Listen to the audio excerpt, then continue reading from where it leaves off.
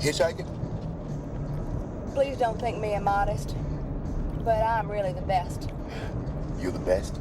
Yeah. Yeah, I am. When I was younger, I hitchhiked 127 hours without stopping. Crossed the continent twice in 6 days, cooled my thumbs in both oceans, and caught rides after midnight on unlighted highways. When I'm really moving so freely, so clearly, so delicately that even the sex maniacs and the cops can only blink and let me pass, then I embody the spirit and the heart of hitchhiking. I have the rhythms of the universe inside me. I'm in a state of grace.